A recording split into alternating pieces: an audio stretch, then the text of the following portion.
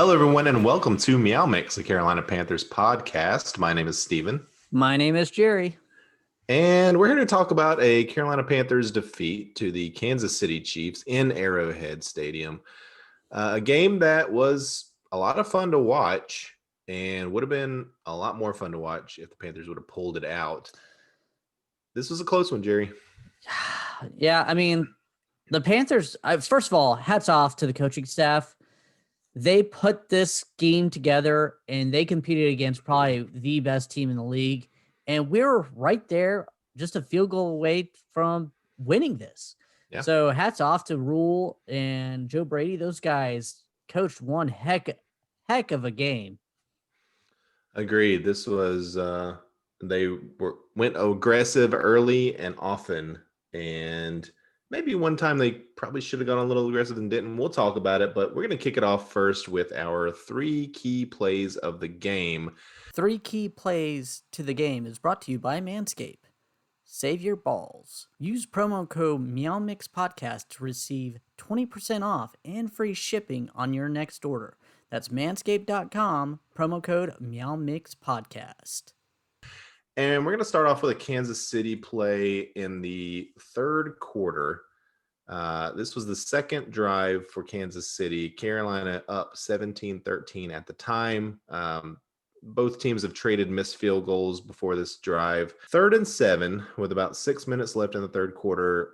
And Panthers have a chance, to get back off the field and get the momentum back or keep the momentum. I think they had the momentum at this time. And Patrick Mahomes just hit Travis Kelce for a 44-yard play. He was pretty wide open, and that led to a touchdown with Clyde Edwards-Helaire. The Chiefs take the lead. They never really looked back. Then the game stayed close, but that was the go-ahead touchdown. Yeah, Russell Douglas and Trey Boston both missed tackles on that. They let him loose. I mean, this defense, that can't happen. That's not the way this defense is supposed to be played. I mean, yeah, this was, you play that bend, don't break defense, then you're going to have to make tackles. Yep, and absolutely. Unfortunately, on that play especially, they didn't. Kelce destroyed the Panthers all day, but that's key play number 1. Now, key play number 2, we know it. 4th and 14, Teddy Bridgewater scrambling, gets pressure all up in his grill. He runs, scrambles for 14 yards. Superman dives and gets the first down. That led to a Christian McCaffrey touchdown and gave the Panthers hope. I mean, brought it within 2. Yeah. Huge play. Yeah. Huge play. Teddy, great game by Teddy, honestly. Throwing the ball and running the ball when he had to. Yeah, absolutely. You can't really fault him any way he played. I would like him to force the ball down a little bit more, but at this point, it's null and void. So our last key to the game, or key play of the game, I should say, it was on that last drive. It was a little short dump-off pass to Mike Davis. He had him back-to-back, and he didn't run out of bounds. He tried to fight for an extra 2 yards, got tackled in bounds, and it bled an extra 20 seconds off the clock. What are you doing? Take the step out of bounds, stop the clock. You just lost us a play that could have given us 5-10 yards on another play. That's just a boneheaded mistake. I know Mike Davis was in there due to Christian McCaffrey being injured, but that's just a very boneheaded play. Know where you're sitting at in this game. Agreed. Yeah, and that that was a play that cost the Panthers. I mean, at least what would you say, 10 seconds, maybe? I think 10, it was 10, more 12 like seconds. 10 to 12. I mean, yeah. I'm looking at the little chart here. 43 seconds on second 11 to Mike Davis. Then it went down to 25 seconds. Yeah. So, I mean. So, figure 10 seconds for the actual play itself. So, yeah, you're looking at a good bit of time there. And when you're looking at a 67-yard field goal at the end because you ran out of time versus what could have potentially been a 55-yard field goal. I mean, that's a massive difference. Oh, absolutely. You know, you never know. Maybe with that little extra play, somebody could have broken it even further. You never know. Sure. Yep. So those are the 3 key plays of the game. And you may be asking yourself, what about the fake punt? Yeah. That was a huge play. Why is that not one of your key plays of the game? And, well, yes, it was a massive play, obviously, and it led to a touchdown for the Panthers early on. Maybe we'll give that an honorable mention of key play, but we feel like these 3 other plays were more important to the outcome of the game, I guess. But absolutely, that was an awesome play, and we definitely want to talk about it. Oh, Carlton, what an arm. Yeah. I mean, that was a 28-yard pass, and he's catching it in the punt formation, so it's probably more like 40 yards downfield. Probably, yeah. It was on a laser straight to him. And it didn't look like Cam Newton wishes he had an arm like that right now. Like it was awesome. Yeah, and of course he was wide open. Zylstra, if he would have cut to the right, I think he could have scored on that. But some reason he cut to the left. That was a little. I mean, I think it had Charlton, and we're not going to blame Charlton for this. He's a punter, but had he put the ball perfectly on the money, I think you're right. It would have been a touchdown. But he did kind of lead him left a little bit, so not going to kill either of them for that. It was an amazing play. Zylstra caught a wide open pass. Let's just go. Yep, hey, exactly. Good job. Right. Let's kind of talk about that leading into our discussion of the game here. The Panthers started off especially very aggressive coaching staff, very aggressive in this game. Loved a 4th down call earlier in the game that led to a touchdown drive. And then this one, just the second fake punt. Oh my God, how do we love seeing fake punts? We never saw it with Rivera. And it led to a touchdown. And that's what the Panthers needed to do to compete with the Chiefs in this game. They had to take chances. They had to take risks. And I loved it. Absolutely. Even the onside kick that failed, I think that was a great call. Yeah, it sucks that they didn't get it. But that's what you have to do when you're playing a team. Sorry, Panthers are just more talented. Of course. I don't think anybody would disagree with you on that. I mean, yeah, the Kansas City Chiefs are more talented. And the Panthers coached and schemed their way to almost winning this game. Yeah. And it would have been, it would have been classified as the Panthers stealing a win here. Yeah. And I'd have been perfectly fine with that because you're right. The Chiefs they're the best team in the league, and for the Panthers to come in and compete like this says a lot about the Panthers. And even though we lost this game, you laugh at the moral victory statements, but this has to feel pretty good for a loss for the Panthers. I mean, they have to feel pretty good. They went head to head, toe to toe with the defending Super Bowl champs. Absolutely. I mean, you got your star back. The star looked like a star, Christian McCaffrey. I mean, he looked like he was last year. Hey, I mean, how happy are we to see that he got all those catches that we were saying that Mike Davis was getting? We're like, why aren't these going to McCaffrey? Well, 10 catches today. So there you go. And absolutely, another issue. I thought about throwing this one in was a key play, was that play for 2 yards and Christian McCaffrey got injured and he's out. Hopefully, fingers crossed, toes crossed, everybody. He'll be back next week. That it was just I think he did come back in for one more play at the end of the game. I think it was like the next player then ran off again. I think he was still hurt. Yeah, I think, I'm sure he was still hurt. But, I mean, of course, he scored a touchdown with that ankle injury. So we know he's going to come back into the game if he at all is able to. But, yeah, and I think that, you're talking about Mike Davis on that last drive, that should have been McCaffrey in there. But he did get hurt. And that could have been the difference in the game, honestly. McCaffrey's, maybe knows the situation a little better, has been in that situation more often, and would have done some things a little differently. Yeah, I don't think I've ever seen Christian McCaffrey ever do any, like a boneheaded mistake like that of going down instead of going out. He always has his head in the game. Yeah. Jeremy Chin did not play in this game, and I feel like we missed him quite a bit. I think 10 catches for 159 yards for Travis Kelce. You got to figure at least a couple of those Chin would have been in position to make a good play. Well, just like that, Russell Douglas and Trey Boston, usually that's kind of when magically Jeremy Chin appears out of nowhere and tackles him at 12 yards or so. Yeah. And not only that, I mean, you got to assume he would be on him a lot anyways, just being that linebacker safety that can physically match up decently with Travis Kelce. Yeah, well, he's fast. He's big. I mean, it would Yeah. have been interesting to see, a player like Kelsey, who is the best tight end in the league, match up against Chin. It'd been a good learning experience for Chin, if nothing else. Yeah. Let's talk about that last play real quick. 67-yard field goal. Rule decides to go for it. Went for a 68-yard field goal, in a previous game. What do you think that says about, does he just not trust the Hail Mary? Does he just not believe in the Hail Mary? Does he not think Bridgewater can get it all the way down the field? I don't really believe in the Hail Marys.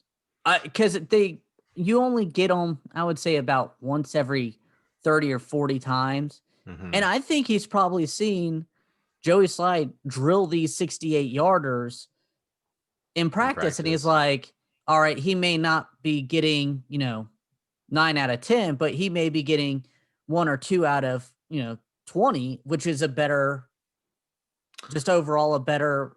You could say that, but NFL players are 0 for infinity on field goals over 64 yards. You're absolutely correct. And that the Hail Mary does occasionally work, or you get a penalty or something crazy happens. So do you think it'll happen again? Do you think that Joey will go for another 65 plus yard field goal this season? I think Matt Rule has shown confidence in Joey's life. Now, I don't think it'll be anytime in the middle of a game, but I could see at the end of a half, end of the game type of situation, he'll go for it again. By the way, Curtis Samuel. Yeah. Wow. I was just about to talk about him. Yep. What, 9 catches, 105 yards, 1 touchdown. He rushed 3 for 13. Guy is becoming a weapon. And you kind of wonder if he's taken over that second receiver role. DJ Moore just doesn't seem to be clicking with Bridgewater. Only 3 targets today, 2 catches for 18 yards. Occasionally he'll have the big play, but he's just not getting targeted a lot this season. But yeah, Curtis Samuel, he outrushed Mike Davis 3 rushes to 1, which I think is interesting and noteworthy. Samuel, leading receiver for the Panthers today. Robbie Anderson, also 9 catches, but only for 63 yards. I think at one point he had like 7 catches for 36 yards or something like that. So they were definitely clamping down on Robbie Anderson, not allowing him to get past that first defender. But yeah, good job on Curtis, man. Like, we were wondering if with McCaffrey back, how Curtis's workload would be, particularly from the running back position, but also just overall, he was getting 10 to 12 touches a game, and he's got 12 today. So I like it, man. I mean, I do too. I'd love DJ Moore to step up and be the guy that we know he can be, but at least one of them is. Yeah. And I also loved how they were still using him and Mike Davis as running back. I know Christian was out there a majority of the snaps, probably 80 or so, but it's nice to give him a break, to let him be rested for that fourth quarter if needed.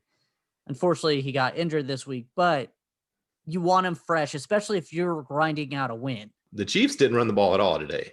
No. 12 carries for 30 yards. Not that they really needed to, I guess, but the Panthers did a really good job of shutting down the run anytime they tried to. Edwards-Helaire, 5 carries for 14 yards, 2.8 yards per carry. Le'Veon Bell, 4 carries for 8 yards, 2 yards a carry. Tyreek Hill had 1 carry for 8 yards. And then Mahomes, 2 for nothing. So the Panthers, 2.5 yards per rush today as a defense. That's pretty good. Yeah. And bottling up Mahomes is no easy task on running the ball. Sure. Yeah, he's got wheels. Unfortunately, Patrick Mahomes was able to beat us in other ways. 30 for 45, 372 yards, 4 touchdowns, no interceptions. Masterful. I mean, the guy is earning every bit of that contract. $500 million contract. I mean, we know our weakness is our defense, especially the way we play defense is more of a, hey, we're going to sit back, let you drive down the field, and then we're going to try to stop you. Heroes and zeros. Heroes and zeros. why don't you go ahead and kick it off with your hero? There's quite a few names I could throw out here. I think Brian Burns did great. Mhm. I think Teddy Bridgewater did great. Curtis Samuel did great. But I'm going to give it to the guy we always give it to, the guy who's made his return and put up 176 total yards, 2 touchdowns, Christian McCaffrey. McCaffrey. Yeah, that's a good one. I am going to go ahead and give it to Curtis Samuel. Just career high receiving yards for him, career high catches, had the touchdown, also looked good running the ball. He's coming into his own, and this game would have been pretty difficult without him, especially when that catch he made towards the end of the game where he just laid out for it. Yeah. Right before McCaffrey also made an amazing catch where he laid out for it. So a couple of awesome catches on that last drive, but or maybe it was the drive before that. But yeah, just Curtis Samuel, great job today. Yeah, absolutely. All right, let's go with the zeros. Yeah, I'm going with DJ Moore. 2 catches for 18 yards, only 3 targets. I don't know if he wasn't getting open. I don't know if he and Teddy Bridgewater just don't see eye to eye or if he's in somebody's doghouse, but he's too talented to be invisible out there. And those were early catches too. He didn't do anything for most of the game. So giving it to DJ Moore today. No, that's a good one. I didn't even think about that one, but that's a really good one. I'm going to our favorite punching bag, Tahir Whitehead. He just needs to get off the field. He's missing tackles. He's horrible in coverage. He let Kelsey get free a couple times. It's just time. It's time. Yeah, I know you gave him the captaincy. It's time to bench him. Get one of the young guys out here that at least if they're making mistakes, I'm like, hey, they're young. At least, they're learning. Tahir Whitehead, he's not going to be here. He offers no benefit out there, it feels like. Agreed. And I'd like them to live stream ripping that C right off of his jersey. I need to see that. Can you be a captain and still be a backup? Wait, Eli Manning did it last year. Oh, yeah. It can definitely happen. To hear, the commentators called him out one time where he was just getting completely in the wrong position. He offers nothing. Game grade. Go ahead and kick it off. I am going to give us an A-. We took them toe to toe. We almost pulled this off. And like I said, I'm going to give it an A- just because they almost did it. The offense clicked. The defense did a lot, almost enough, but they still need to make more than the opposing team to pump more than one time a game, though. Yeah, and I'm going to give them just a solid B. I thought the coaching staff probably gets an A in this game. No, they get an A-, and here's the reason. On our first drive of the second half, it was 4th and 2 at the KC 33, and they trot out Joey Sly for a 51-yard field goal that he misses. Mm-hmm. Now, as Joey's walking out on the field, they show a shot of the uprights, and those flags are straight right. Like they just look like they're Scotch, whatever the word is. Yeah, you could tell on the TV show on the broadcast that wind was whipping around. Yeah, you could see their jerseys rippling. It was blowing like crazy out there. I wonder why as aggressive as they'd been up to that point, why would you not go for it on 4th and 2? You're still in the lead there. There's really no downside. If you miss it, you're giving up 3 points. It's still within 1 score for KC. At least you have the field position. I wish they had gone for it at that point. I'm going to give them a B overall. A couple of missed opportunities. Defensively, not great.